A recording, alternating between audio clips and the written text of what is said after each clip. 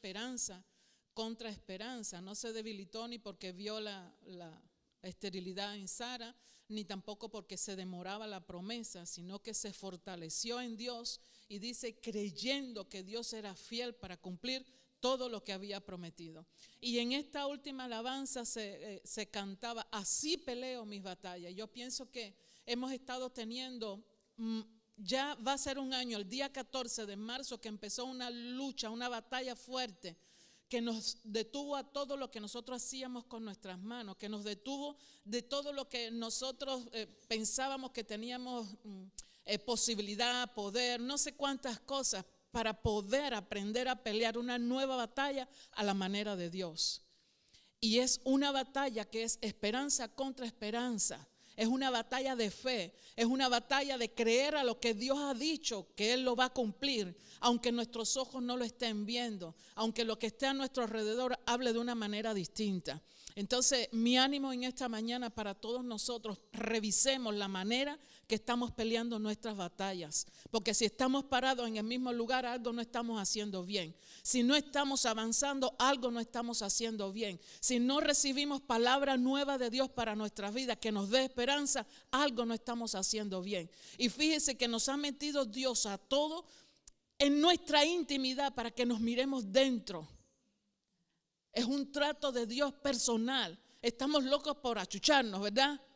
Pero todavía Dios dice, mira, espérate un poquito más. Entonces revisemos, y es mi ánimo en esta mañana. Le damos gracias a Dios que podemos estar aquí. Muchas gracias por cada una de sus vidas. Gracias por todas las caras nuevas que vemos, y el Señor nos va a hablar en esta mañana. El Señor les bendiga mucho.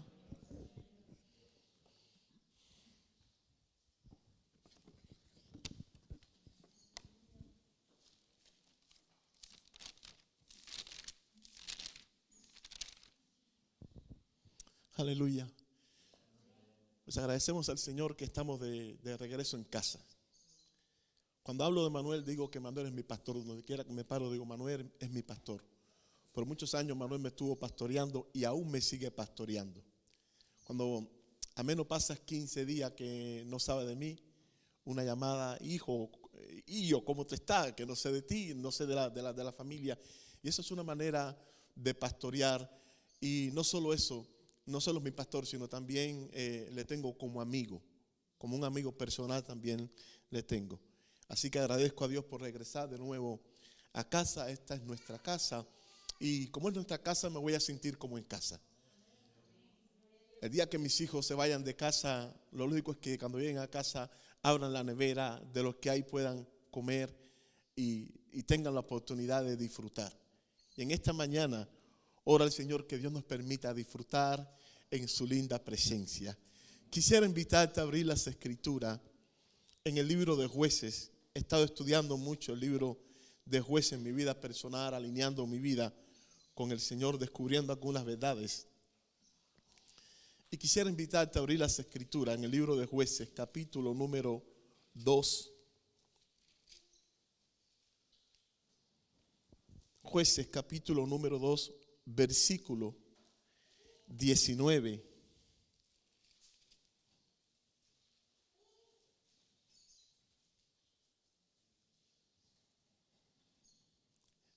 Y luego pasamos al capítulo número 3. Leemos la palabra de Dios en el libro de Jueces, capítulo 2, versículo número 19. Dice la palabra: mas aconteció que al morir el juez, ellos volvían atrás y se corrompían más que sus padres, siguiendo a dioses ajenos para servirle, e inclinándose delante de ellos, y no se apartaban de sus obras ni de su obstinado camino. Jueces capítulo número 3. Dice la palabra del Señor en el versículo número 9. Entonces clamaron los hijos de Israel a Jehová, y Jehová le levantó un libertador a los hijos de Israel y los libró. Esto es a Otoniel, hijo de Cenas, hermano menor de Caleb. Jueces capítulo número 3, versículo número 15. Y clamaron los hijos de Israel a Jehová, y Jehová les levantó un libertador, a Ot, hijo de Quera, benjamita, el cual era zurdo, dice la palabra del Señor. Jueces capítulo 3, versículo número 31, dice la palabra: después de él fue Sangar, hijo de Anat, el cual mató a 600 hombres de los filisteos con una aguijada de bueyes, y él también salvó a Israel. Eterno Dios soberano, queremos honrarte en esta mañana, queremos bendecirte y queremos darte gracias por tu presencia en este lugar. Dios, yo quiero rogarte en esta mañana que no sea un tiempo más, sino que sea un tiempo donde tu presencia, tu gracia se pueda manifestar con poder en medio de tu pueblo. Yo te ruego, Dios del cielo, que como tú has estado ministrando a mi vida, tú uses tu palabra en esta mañana para ministrar también a tu iglesia, el cual es el cuerpo de Cristo. Padre, atamos al hombre fuerte en esta mañana. Atamos y cancelamos todo lo que no provenga de parte tuya. Y rogamos, Señor, en esta mañana la libertad en el Espíritu, Dios Santo, para ministrar a tu pueblo. Toma tú el control, Señor, y paséate con poder en esta mañana. En el nombre poderoso de Cristo Jesús.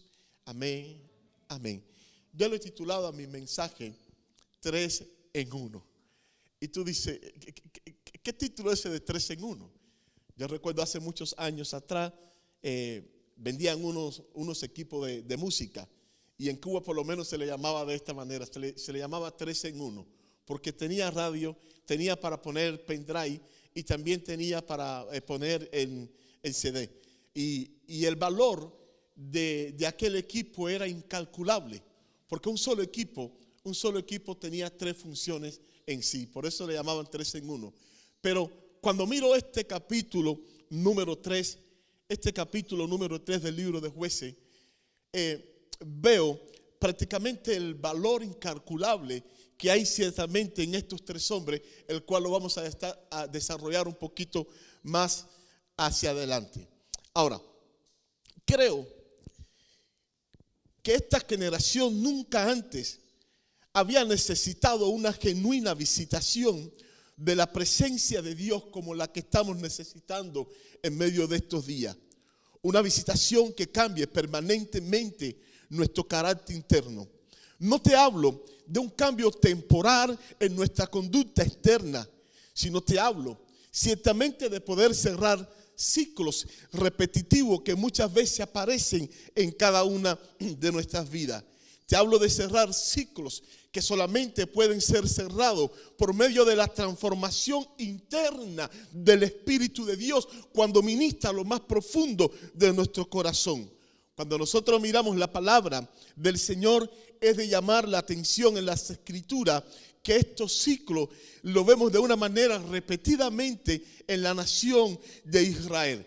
La palabra del Señor nos decía en el capítulo número 2, la palabra del Señor nos decía en el capítulo número 2, versículo número 19, dice: mas acontecía que al morir el juez, dice, ellos volvían atrás y se corrompían más que sus padres, siguiendo a dioses ajenos, dice, para servirle e inclinándose delante de ellos, dice, y no se apartaban de sus obras ni de su obstinado camino, dice la palabra del Señor.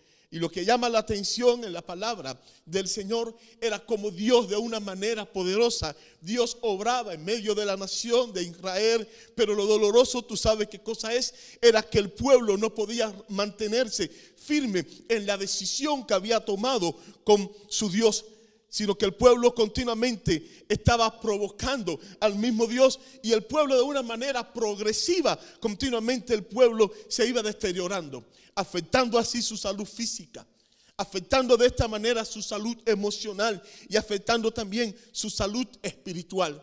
Y en la palabra del Señor, en el capítulo número 3, el cual hemos leído algunos versículos, vemos reflejado este ciclo que la palabra del Señor nos enseña.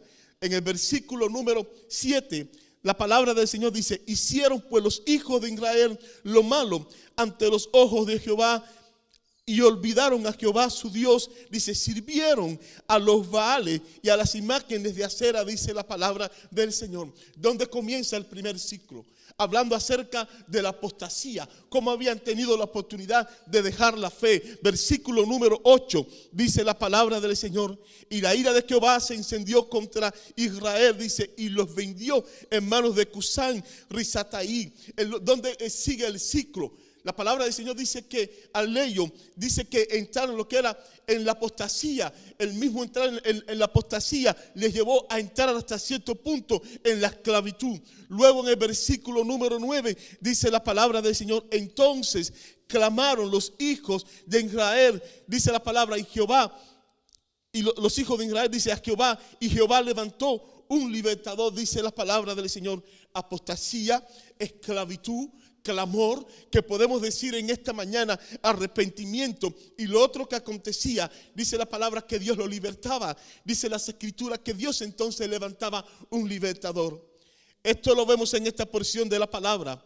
Pero si miramos también del versículo número 12 al versículo número 15, vemos cómo se repite nuevamente el mismo ciclo, si podemos decir de una manera continua, en medio de la nación de Israel. Ahora la pregunta es, ¿dónde comienza el ciclo? En el capítulo número 2, capítulo número 2, versículo número 6 al versículo número 10, las escrituras nos está hablando que había acontecido algo. A Dios le había placido recoger a Josué. Josué iba a descansar, pero no solo con Josué que estaba descansando. Dice las escrituras que también en aquel entonces, dice la palabra que había descansado, se había reunido con sus padres. Dice la palabra que toda aquella antigua generación, pero dice la palabra que se había levantado en medio de aquellos días. En el versículo número 10 dice, y toda aquella generación también fue reunida a sus padres, y se levantó después de ello, dice las escrituras, otra generación que no conocía a Jehová ni la obra que él había hecho por Israel.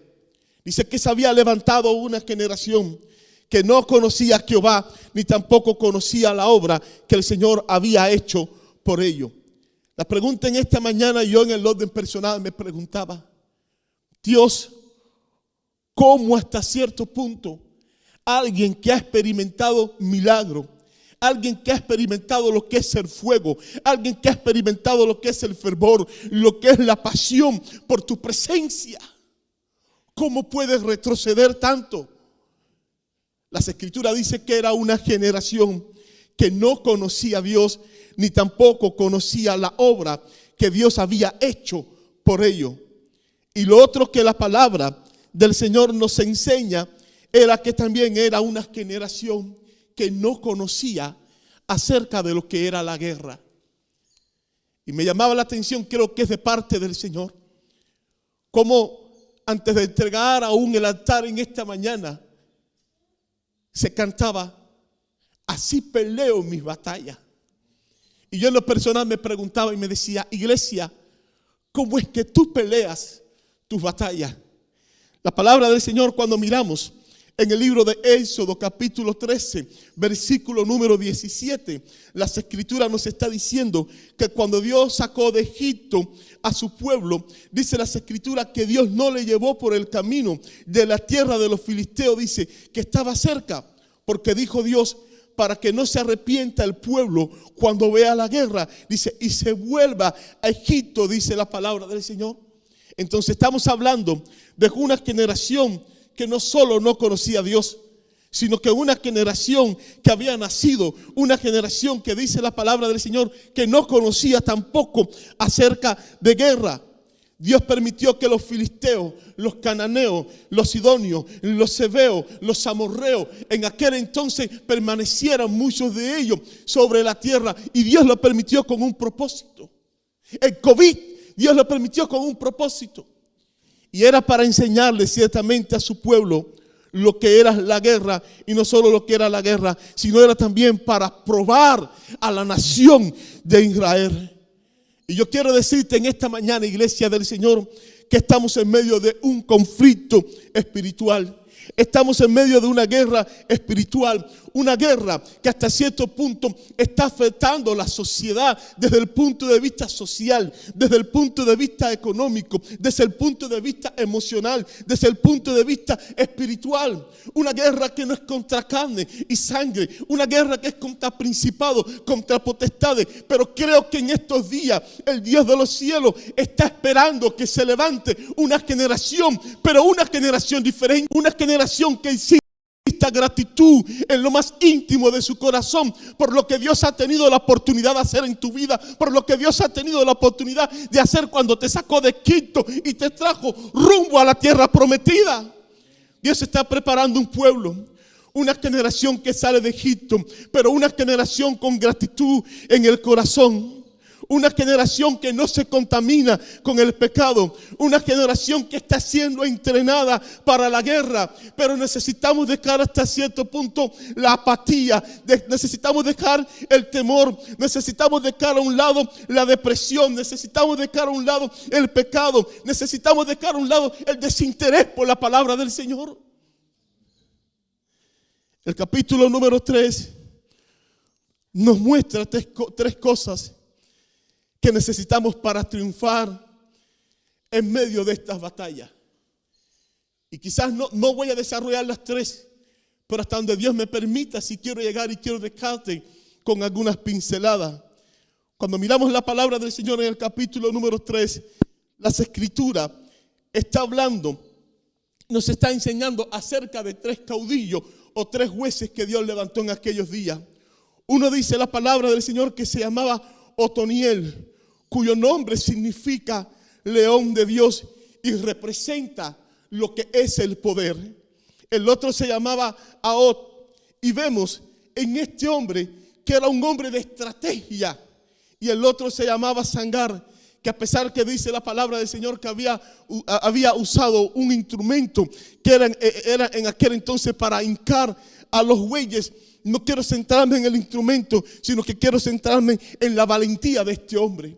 Entonces yo creo que en los tiempos que estamos viviendo, la iglesia necesita tres cosas que son de suma importancia para que pueda pelear sus batallas. Número 1, la iglesia necesita poder. Número 2, la iglesia necesita estrategia. Y número 3, la iglesia necesita valentía. En Otoniel vemos la fuerza, vemos el poder. Vemos cómo a través de la presencia del Espíritu de Dios, Dios marca un antes y Dios marca también un después. En el capítulo número 1, vemos a Otoniel que dice la palabra del Señor que había tomado a Kiriat Sefer, y dice que no solo la había tomado, sino que dice que Caleb le había dado como recompensa a su hija. Y lo describe como un conquistador, como alguien que gana mediante esfuerzo, habilidad o tenacidad un territorio o algo de gran valor. Luego en el capítulo número 3 vemos cómo el Señor lo describe ahora como un libertador, alguien que libera de un yugo o esclavitud a una persona, un pueblo, para que vuelva ciertamente a la libertad. Pero cuando miras la palabra del Señor en el capítulo número 1, versículo número 13, y quiero que me acompañes a las Escrituras, dice la palabra del Señor en el capítulo 1, versículo número 13, y la tomó Otoniel, hablando acerca de Kiriat Sefer, la ciudad que había tomado en aquel entonces. Dice las Escrituras, y la tomó Otoniel. Pero en el capítulo número 3 vamos a escuchar otro lenguaje de parte del Señor. En el capítulo número 3, versículo 10, dice la palabra del Señor: Jehová entregó en sus manos a Cusat Risataim, dice la palabra del Señor. Por un lado vemos cómo la palabra dice que la tomó Otoniel en el capítulo número 1.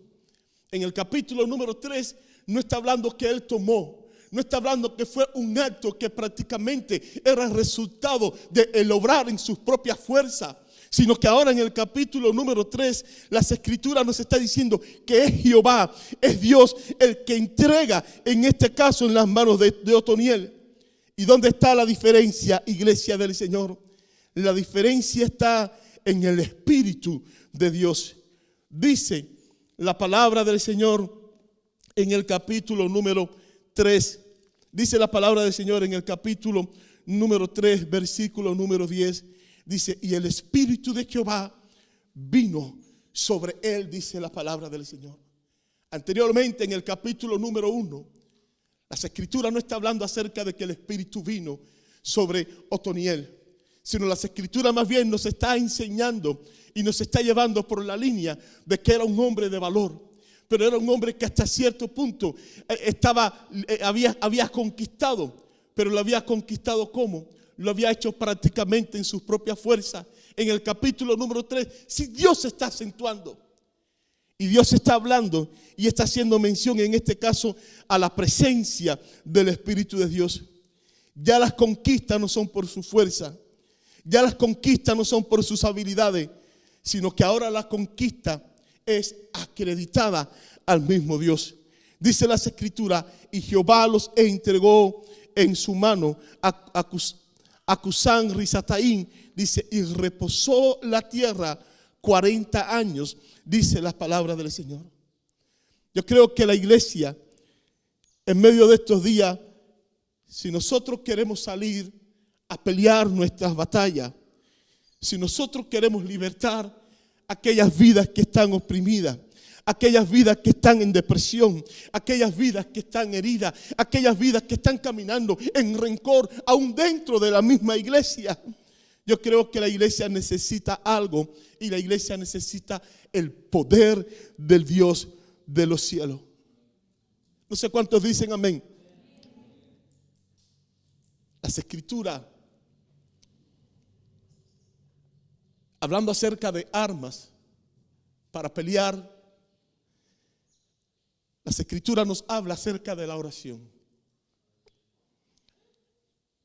Y la palabra del Señor, cuando nosotros miramos, nos habla acerca de la oración. Y cuando nosotros miramos la palabra del Señor, nos decimos, ¿por qué muchas veces la iglesia no conquista? ¿Por qué muchas veces la iglesia no permanece en estabilidad, y mucho más en los días que estamos viviendo? ¿Y tú sabes por qué? Porque muchas veces nuestras oraciones son tan débiles. Son oraciones que no tienen nada que ver con las oraciones que hacía el apóstol San Pablo y las oraciones que hacía también Epafras. En el libro de Colosenses, capítulo 4, versículo 12, dice las Escrituras, os saluda Epafras, el cual es uno de vosotros, siervo de Jesucristo, siempre rogando encarecidamente por vosotros en sus oraciones, dice, para que estéis firmes, perfecto y completo en todo lo que Dios quiere, dice la palabra del Señor. Dice las Escrituras, rogando encarecidamente, del griego agoniza, de la cual se deriva la palabra agonizar, y está denotando el intenso deseo, la agonía. En este caso, cuando el siervo del Señor se presentaba delante de la presencia del Señor para orar, habla de deseo, habla de pasión, habla de fervor. Iglesia, yo creo que si algo necesita la iglesia en medio de los días que estamos viviendo, es esa misma pasión, ese mismo deseo ferviente para poder conquistar todo lo que Dios ha preparado para cada uno de nosotros. Las oraciones fervientes denotan el poder de Dios viviente, pero lo denotan con un propósito.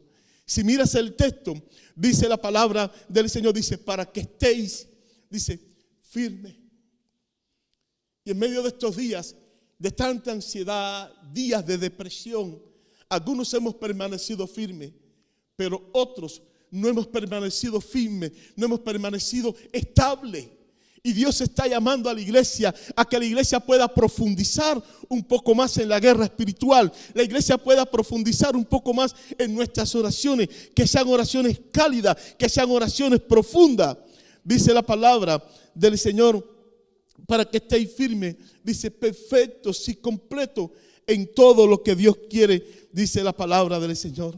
Firmes, perfectos, completos en todo lo que Dios quiere, dice la palabra del Señor. Otoniel fue un hombre que cuando miramos la palabra del Señor, fue un hombre que dice las Escrituras que vino el Espíritu de Dios sobre él. En la antigüedad el Espíritu no venía y moraba, sino que el Espíritu descendía sobre algunos hombres escogidos por Dios ciertamente en la antigüedad. Y dice que el Espíritu vino sobre él y lo llenó de poder para que pudiera pelear en aquel entonces sus batallas. Zacarías capítulo 4, versículo número 6, las Escrituras nos enseña: no con ejército ni con fuerza, sino con mi espíritu, ha dicho Jehová de los ejércitos. Y aquí está el secreto de la vida de Otoniel. Aquí está el secreto de la vida de Sansón. Aquí está el secreto de la vida de Elías. Aquí está el secreto de la vida de la iglesia primitiva, en que se le daba espacio a la presencia del Espíritu del Señor. Yo te pregunto en esta mañana, iglesia del Señor, ¿cómo estás peleando tus propias batallas? Hay dos maneras en las cuales tú puedes pelear. Tú puedes pelear en tu fuerza o tú puedes pelear en el poder del Espíritu de Dios. Cuando miramos la palabra del Señor, vemos que Jesús le había dicho a los discípulos que no se fueran de allí, de Jerusalén, dice las Escrituras, hasta que fueran investidos del poder de lo alto. Y no solo eso, sino que el propio Jesús, las Escrituras, hablando acerca de la persona de Jesús en el libro de Hechos, capítulo número 10, en Hechos capítulo número 10, versículo número 38, dice la palabra: como Dios ungió con el Espíritu Santo y con poder a Jesús de Nazaret, y como éste anduvo haciendo bienes y sanando a los oprimidos por el diablo, dice, porque Dios estaba con él, dice la palabra del Señor. Pregunto en esta mañana, ¿cuántos oprimidos hay? No solo dentro de la casa del Señor, sino también en un mundo que se ahoga en la desesperación. Pero yo quiero decirte en esta mañana, en el nombre poderoso del Señor, si hay gratitud en tu corazón, Dios nos está llamando en esta mañana a que podamos romper los ciclos, donde muchas veces nosotros en el orden personal podemos caer. Quizás todos no estamos al mismo nivel, pero te decía que la nación de Israel en el capítulo número 3, de una manera especial, vemos ciclos. Apostasía, esclavitud, arrepentimiento, y Dios enviaba un libertador. ¿Por qué no permanecer firme? Era mi pregunta. Y es la misma pregunta que quiero hacerte a ti en esta mañana. ¿Te has preguntado el porqué de los ciclos muchas veces en tu vida? Cuando comenzó todo lo relacionado con la pandemia, muchos por el temor comenzaron a acercarse a la presencia del Señor. Las iglesias se llenaron. Los que no diezmaban comenzaron a diezmar. Los que no se relacionaban con el pastor comenzaron a relacionarse con el pastor. Fue como un cambio. Pero mucho ha sido un cambio temporal. Ha sido un cambio externo. No ha sido un cambio interno. ¿Y cuál es el resultado? Los ciclos. Los ciclos y los ciclos. Y un pueblo, un creyente que continuamente está en estos ciclos, no puede ser de influencia en medio de una nación. Y Dios como iglesia nos está llamando, iglesia del Señor, a influenciar en nuestra nación, influenciar en nuestra familia, influenciar en nuestro entorno.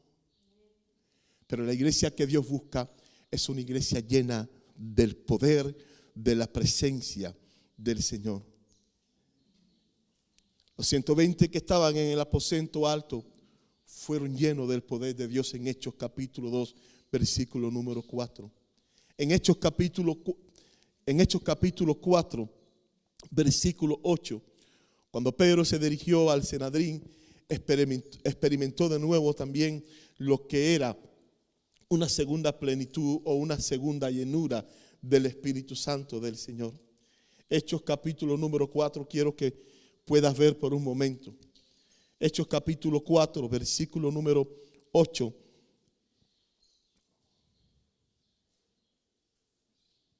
Dice las Escrituras: entonces Pedro, lleno del Espíritu Santo, les dijo: gobernantes del pueblo y ancianos de Israel, puesto que hoy se nos interroga acerca de los beneficios hechos un hombre enfermo, de qué manera éste haya sido sanado, sea notorio a todos vosotros y a todo el pueblo de Israel que en el nombre de Jesucristo de Nazaret, a quien vosotros crucificaste, dice, y a quien Dios resucitó de los muertos, dice, a este hombre, dice, por este hombre está en vuestra presencia, dice las Escrituras, sano. Lo que me ministra Dios en esta porción de la palabra, tú sabes qué cosa es. De que aquellos mismos que tuvieron la oportunidad de crucificar al Señor, un hombre lleno de la presencia del Espíritu Santo ahora, no tenía temor a ser crucificado. No tenía temor a que arremetieran contra su propia vida, sino que los desafía. Y hay una palabra de sabiduría, hay una palabra de gracia para enfrentar aún a las autoridades. Pero dice la palabra que había algo en especial en este hombre. Y dice el versículo número 8, entonces Pedro, lleno del Espíritu Santo, les dijo. Parece que las Escrituras estaban hablando de una segunda llenura. En el aposento alto habían sido llenos los 120 de la presencia del Señor. Pero ahora vemos un continuo. Vemos cómo Dios, según la necesidad, Dios va dando. Y yo creo que ese es el corazón de Dios en medio de estos días. Dios dar, Dios derramarse sobre la iglesia del Señor. Había algo que Dios usaba para compungirme en estos días. Y es que hemos tomado tan a la ligera la persona del Espíritu Santo. Y a veces hemos jugado tanto con tantos cuentos y tantas barbaridades que se dice acerca de la persona del Espíritu Santo, que llega el momento en que la persona del Espíritu Santo se convierte para la iglesia como en uno de nosotros más. Y no buscamos el poder, no buscamos la esencia, no buscamos el poder disfrutar de una amistad más profunda con el Espíritu Santo del Señor. Iglesia del Señor, creo que estamos necesitando una visitación de la presencia de Dios, una visitación que cambie ciertamente lo más profundo de nuestro interior. ¿Cuántos dicen amén?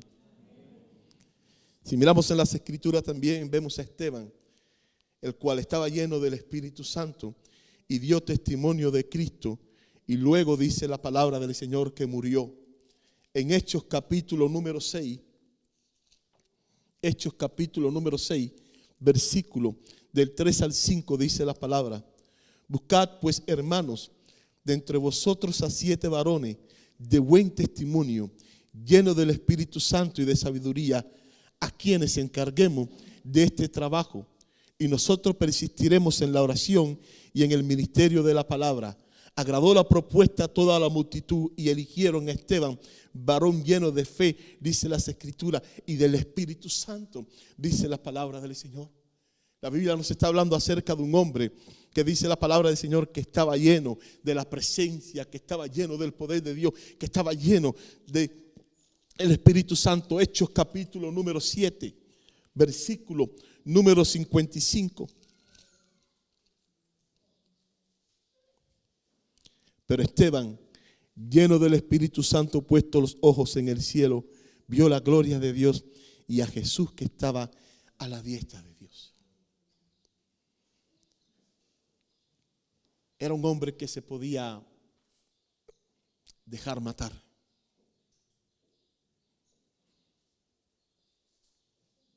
Porque que no estaba lleno de las cosas del mundo,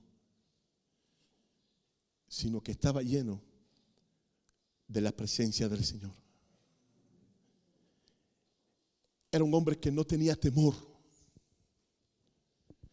sino que lo que estaba en su corazón era glorificar a su Dios. En medio de los días que estamos viviendo, lo que estamos viviendo no es comparado con la persecución de la iglesia primitiva.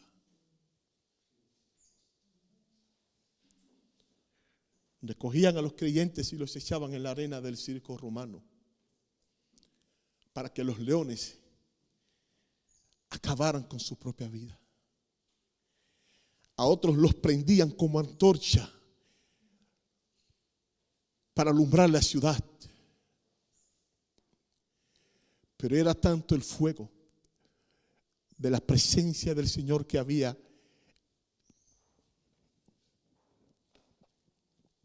en aquella primera generación de creyentes,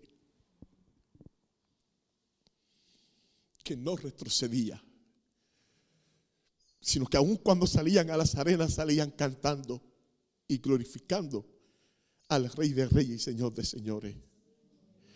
Ese es el espíritu que Dios derramó sobre la vida de Otoniel. Pero no solo es el espíritu que Dios derramó sobre la vida de Otoniel, sino que ese es el espíritu que en estos días Dios quiere derramar, no sobre una persona, sino que Dios quiere derramar sobre su cuerpo, para tener sobre la tierra un cuerpo ungido, un cuerpo lleno de la presencia del Señor, un cuerpo que ciertamente pueda transmitir vida más que transmitir temor, un cuerpo que ciertamente pueda transmitir esperanza más que desesperanza. Y el Dios de los cielos, en esta mañana te digo en el nombre poderoso de Jesucristo, Dios está contando contigo. Pero este hombre era un hombre que estaba disponible para que Dios le visitara. ¿Hasta dónde eres un creyente que está dispuesto?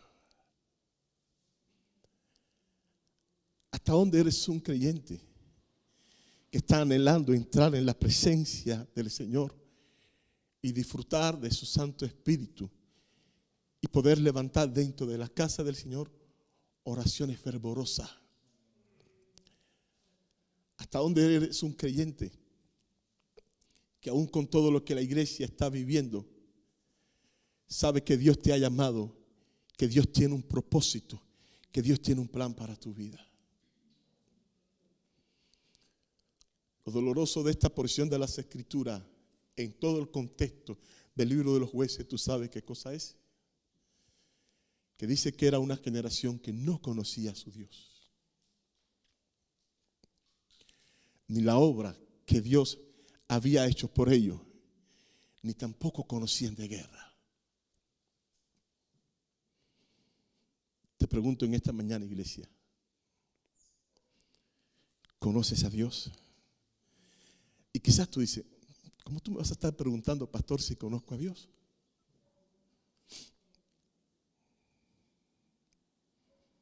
El conocer va mucho más allá que una información.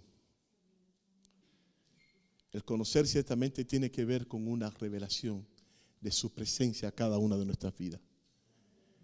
Jesús en el libro de Mateo capítulo 16 le dijo a sus discípulos, ¿quiénes dicen los hombres que soy yo? Y muchos comenzaron a decir, uno dice que eres Juan el Bautista, otro que eres Elías, otro que eres uno de los profetas. Pero el Señor se dirige hacia ellos y le dice, está bien lo que digan la gente, pero la pregunta es, ¿qué es lo que dicen ustedes? Una pregunta muy personal. Pedro, en aquel entonces, por revelación de la presencia de Dios, le dijo al Señor, Señor, tú eres el Cristo, el Hijo de Dios viviente. Una revelación que no tiene que ver con la carne, sino una revelación que tiene que ver ciertamente con el Espíritu del Señor. Te pregunto en esta mañana, ¿hasta dónde conoces a tu Dios? Pero tú sabes por qué te hago las preguntas. Porque no sabemos los días que están por venir.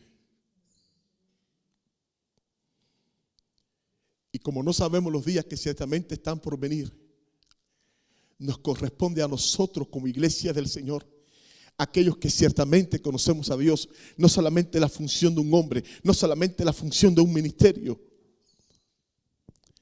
a lo que hemos aprendido, lo que hemos vivido, nuestra propia experiencia, poder transmitirla a otras generaciones. Mi preocupación en medio de estos días, ¿cuál es? ¿Qué será de las próximas generaciones? Si no somos una generación que cada día profundiza más en su presencia. Este hombre llamado Otoniel, en la palabra del Señor, fue un hombre que fue llamado por Dios, un hombre que fue lleno de la presencia del Señor. Y si bien él fue lleno, Dios en estos días quiere derramar también de su gloria sobre el cuerpo. ¿Para qué? Para que seamos una iglesia que no pelea en nuestra fuerza, sino que la presencia del Señor es la que marca un antes y un después. Número 1, necesitamos algo, iglesia: poder. Y el poder viene cuando el Espíritu del Señor se derrama sobre la iglesia de Él. Recuerdo hace unos años atrás, Daniel decía, y fue algo que a mí me hizo pensar un poco. Y lo miraba y decía, este viejito tiene una sabiduría que es tremenda. Recuerdo que Daniel decía que no entendía cómo hoy en día decimos que estamos recibiendo el bautismo del Espíritu Santo. Repetimos 3 o 4 palabras, sin embargo no hay un cambio en cada uno de nosotros y hasta cierto punto se carece de poder. Y aquellas palabras me llevaron a mí a reflexionar sobre mi propia vida y meterme en la presencia del Señor y decirle a Dios, Dios, ¿qué es lo que está pasando? Hablando del orden personal, Señor, ¿qué es lo que está pasando con mi propia vida? Señor, lo que los apóstoles tenían, lo que la iglesia primitiva tenía, Señor, yo lo quiero porque eso es lo que marca ciertamente una diferencia. Señor, yo no quiero pelear en mi fuerza, sino yo quiero, Señor, que seas tú quien pelees mis batallas. Regresamos al libro de Jueces, capítulo número 3.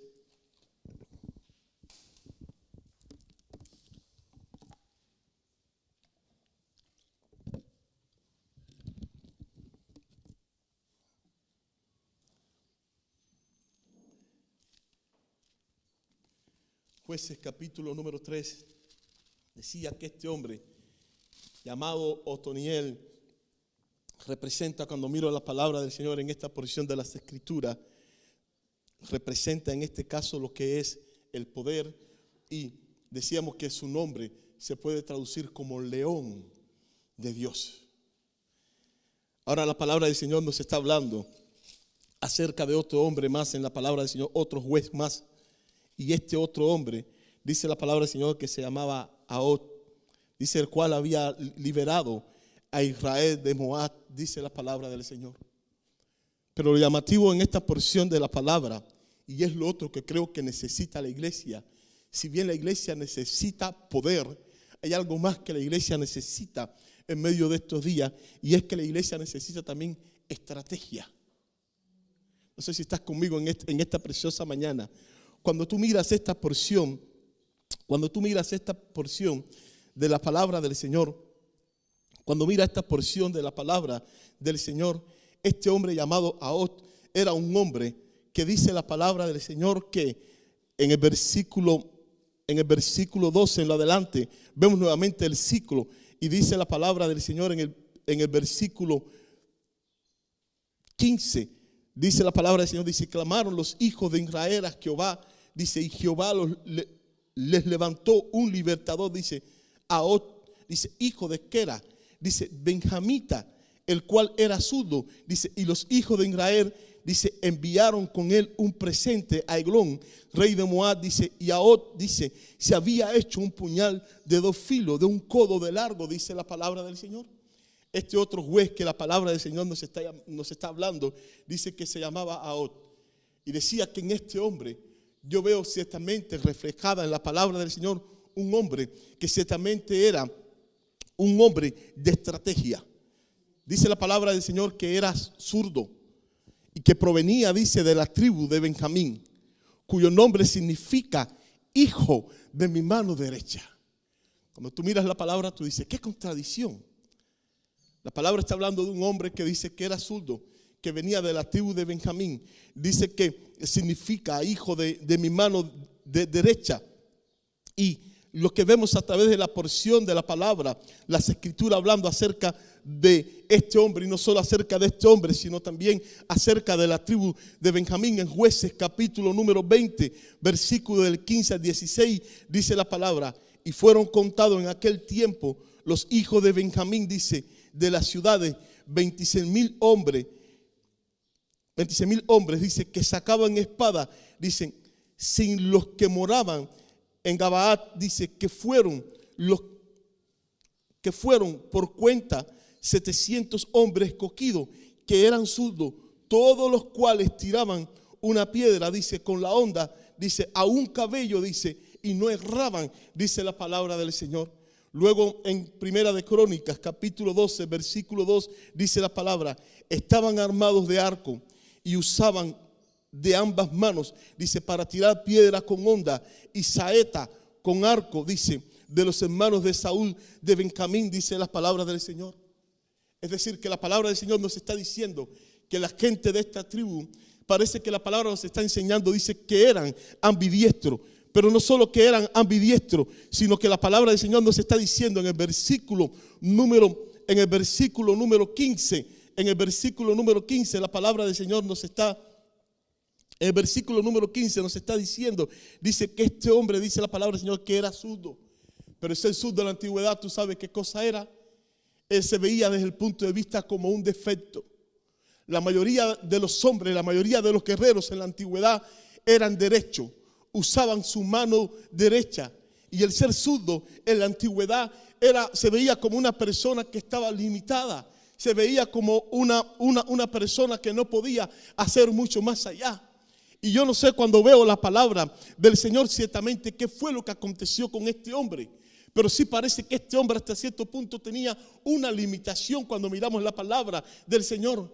Yo no sé si fue un hombre que cuando fue a la guerra, cuando fue a la batalla, perdió un dedo, perdió 2 dedos. Yo no sé qué fue lo que aconteció con este hombre. Pero sí sé que aún en la condición, con medio de sus limitaciones, este hombre tenía que hacer algo. Y era que tenía que tomar la decisión de regresar a su casa, o ciertamente hacer algo, y era buscar la estrategia para poder enfrentar a los enemigos del pueblo del Señor en medio de aquellos días. Y quiero que puedas entender algo, iglesia del Señor. Dios le llamó con sus limitaciones, pero tenía que hacer algo ahora, y era que tenía que crear determinada estrategia para poder llegar a donde estaba este rey según la palabra del Señor. Voy a abreviar un poco porque sé que el tiempo no va a dar. Pero cuando miramos en todo el contexto de la palabra del Señor en esta porción, tenía que idear ciertamente un plan. Tenía que idear una estrategia para poder llegar al rey. El otro problema que este hombre tenía que resolver, y luego pues te detienes y escudriña todo el pasaje, era que tenía que tratar de buscar una entrevista privada donde pudiera reunirse con el rey, y esto trayera confianza sobre el rey de que él no iba a agredir ciertamente su vida. Pero era un hombre lisiado desde el punto de vista físico, pero no era un hombre lisiado desde el punto de vista mental. Y en los días que estamos viviendo, iglesia del Señor, yo creo que Dios nos está llamando a poder buscar estrategia con un fin, con un propósito, con el propósito de que la iglesia pueda marchar y la iglesia no se detenga, sobre todo en los días que estamos viviendo. Este hombre dice que había elaborado un puñal, había elaborado una espada que medía como unos 46 centímetros y dice que la tenía escondida. Dice que en su lado derecho, dice la palabra del Señor, y algo aconteció. Buscó el momento para estar a solas con el rey. ¿Y qué fue lo que hizo? Cuando estaba a solas con el rey, dice que sacó la espada y dice que se la clavó en el vientre en aquel entonces al rey. ¿Y qué pasó? El rey aquel día murió. Pero lo llamativo de esta porción de la palabra, y es donde quiero ministrarte y quiero dejarte en esta preciosa mañana, era que algo había ocurrido. Le clavan la espada al rey. Y ahora este hombre tenía que buscar la manera de salir de palacio sin que fuera visto, sin que se dieran cuenta de que el rey había muerto. Y algo hizo aquel día. Dice la palabra que saliendo cerró la puerta y dice las escrituras que puso cerrojo a la puerta. Y es donde quiero ministrarte y quiero dejarte en esta mañana. Un hombre que se la ingenió con sus limitaciones, pero un hombre de estrategia. ¿Y qué es lo que quiero decirte? Si bien necesitamos poder, la mayor estrategia que la iglesia de hoy necesita, ¿tú sabes cuál es? Cerrar la puerta.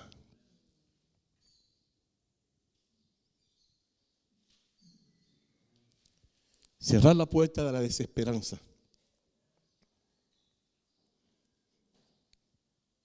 Cerrar la puerta al pecado. Cerrar la puerta al conformismo. Cerrar la puerta a la falta de perdón. Cerrar la puerta para que puedas conquistar como nunca antes había conquistado. El mundo de hoy busca mejores métodos, mejores estrategias, pero escucha, Dios busca mejores hombres. Y ese aquí es el secreto de la estrategia de la iglesia para este tiempo. Poder, que lo necesitamos. Número 2, un hombre de estrategia. Necesitamos cerrar la puerta. Se había preparado una espada de doble filo, un puñal de doble filo. Y dice que cuando ese puñal dice que entró en el vientre de aquel rey, dice la palabra del Señor que algo pasó y lo dejó clavado. Dice que el estiércol, quizás suena un poco sucio, el estiércol salió, dice la palabra del Señor. Porque eso es lo que hace la palabra del Señor. Saca la suciedad, saca la inmundicia, pero necesitas cerrar la puerta. Aquello que no te deja conquistar. Y punto número 3, te lo dejo para que lo estudie. Sangar, lo podemos ver en las escrituras como un hombre de valentía. No era común en aquel entonces ver a un hombre usando el instrumento que este hombre iba a usar para liberar a Israel. Se necesita valentía para actuar de otra manera diferente. Se necesita valentía cuando hay algunos que están equipados con armas que son convencionales. Se necesita valentía para uno poder usar otro tipo de arma. Y creo que es lo otro que la iglesia necesita, valentía. Luego con tiempo puedes estudiar todo el tema, pero creo que es lo otro que la iglesia necesita. Necesita poder, necesita estrategia. Necesitamos el poder del Espíritu Santo. Necesitamos el poder usar la espada, cada día mucho más, la espada afilada de una manera especial. pero necesitamos también cerrar la puerta para poder conquistar. Te pregunto en esta mañana, iglesia del Señor, cantábamos. En esta mañana cantábamos que Dios es quien pelea nuestras batallas. Ahora, ¿cuáles son las armas que estás usando? Dios te ha llamado a que puedas impactar en medio de estos días.